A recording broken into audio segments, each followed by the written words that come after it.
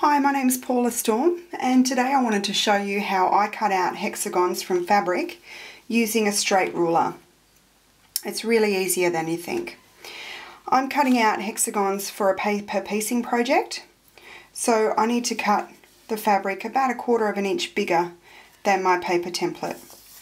So to start with, we need to cut out a strip of fabric that's about 1/2 an inch bigger than my template. So in this case I'm using 1.5 inch hexagon papers, so I need to cut my strip at about 3 1/8 to get the right size. So I've already squared up my fabric along the edge there. I'm just going to push my westerley ruler up to the edge of the fabric and rock it down. You don't need to use a westerley ruler here, I just find it easier, but I will show you how to do this with a straight ruler as well. So once we've cut our strip, just to be a bit more economical with my fabric, I'm going to open the strip out. Now you can cut multiple layers. I wouldn't cut more than about 6 layers of fabric though, just for accuracy. The next thing we need to do is cut out a 60-degree diamond. So the westerly rulers make it really easy to find your degree lines here because of the black bar underneath. So we need the 60-degree line, and I'm going to line that line up across the bottom edge of my fabric here. And I'm just going to trim off the start of that strip, so we've got a clean strip to work with. So now all I need to do is push the ruler up to the edge of the fabric, and don't worry about this bunching up here. All I'm worried about is that the fabric's flat underneath my ruler and that the fabric is just touching that black bar there. So once that's done, rock the ruler down and cut your diamond.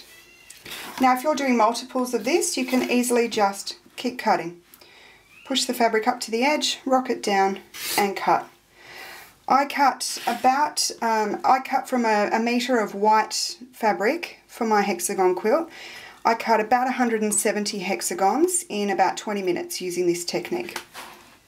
So once we've got our diamonds there, what we need to do is work out what half of our original strip size was. So our original strip was about 3 1/8.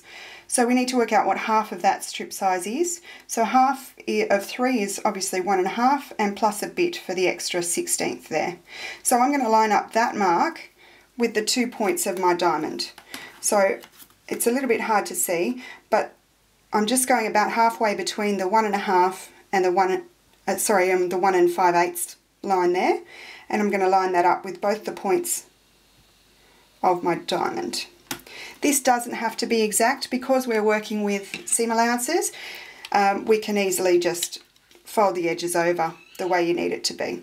So once I've lined that up, I'm just going to rock my ruler down, trim off those points, and if you're into miniatures or you know someone who is, you can maybe give them those triangles to use for something else. But for now, I'm just going to spin my mat round. Again, push my ruler up to the edge of the fabric, rock it down and trim those points off. So once that's done, I've got 4 beautiful hexagons that are ready for me to then go and put together for my paper piecing project. Now to do this with a straight ruler, it's exactly the same process. It's just a bit harder to see the 60-degree line on your ruler. So I'm going to bring my fabric back here that I just trimmed up. So again, we cut our original strip at 3 1/8. So we're going to find the 60-degree line, which is along the bottom here.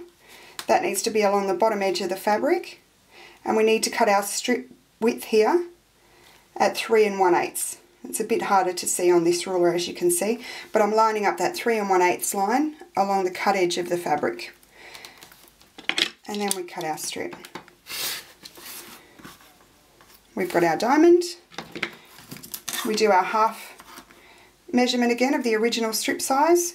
So we go 3.5 and a bit, sorry, 1.5 and a bit, and trim off the points.